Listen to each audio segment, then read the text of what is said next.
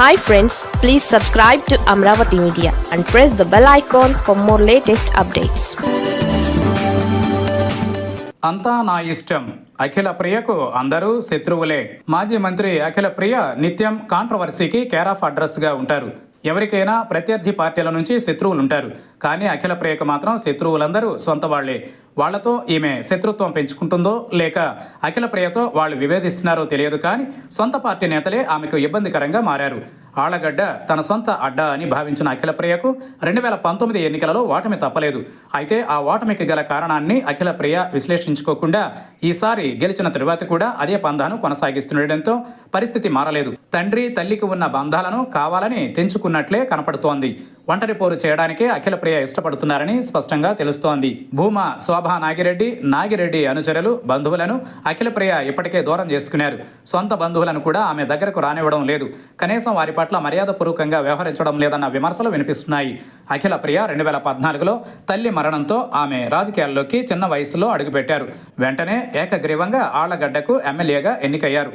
తరువాత తన తండ్రి భూమా నాగిరెడ్డితో కలిసి ఆమె టీడీపీలో చేరారు. నాగిరెడ్డి మరణంతో అఖిల ప్రియను మంత్రి పదవి వరించింది. అప్పటి నుంచి ఆమె వ్యవహార శైలి మారింది. మంత్రి పదవిలో ఉన్నంతకాలం అయిన వారిని కూడా కాల్చుకు తిన్నారన్న పేరు పొందడంతో 2019 ఎన్నికలలో ఓటమి పాలు కావాల్సి వచ్చింది. భూమా నాగిరెడ్డికి అత్యంత సన్నిహితుడు ఏవి సుబ్బారెడ్డితో బద్ధ శత్రుత్వాన్ని పెంచుకున్నారు. బంధుత్వం లేకపోయినా చిన్ననాటి నుంచి మామ అని పిలిచే ఏవితో వైరం ఆమెకు మంచి కంటే చెడు చేసిందనే చెప్పాలి. ఆస్తుల వివాదమే కారణమని చెబుతున్నప్పటికీ ఆధిపత్య పోరు కోసమేనన్నది అఖిల ప్రియను దగ్గర నుంచి చూసిన వాళ్ళు చెబుతున్న విషయం. ఏవితో వైరం చివరకు హత్యలు చేసుకునే వరకు వెళ్ళింది. ఇక అఖిల ప్రియ మేనమామ ఎస్వి జగన్తోనూ వైరం పెట్టుకున్నారు. జగన్మోహన్ రెడ్డి విజయ డైరీ చైర్మన్గా ఉన్నారు. ఆయనను ఆ పదవి నుంచి దించేందుకు శతవిధాల ప్రయత్నిస్తున్నారు. దీంతో ఎస్వి కుటుంబం నుంచి కూడా ఆమెకు మద్దతు కొరబడినట్లయింది. ఇక సొంత జిల్లాలోని టీడీపీ నేతలతోనూ ఆమెకు సఖ్యత లేదు.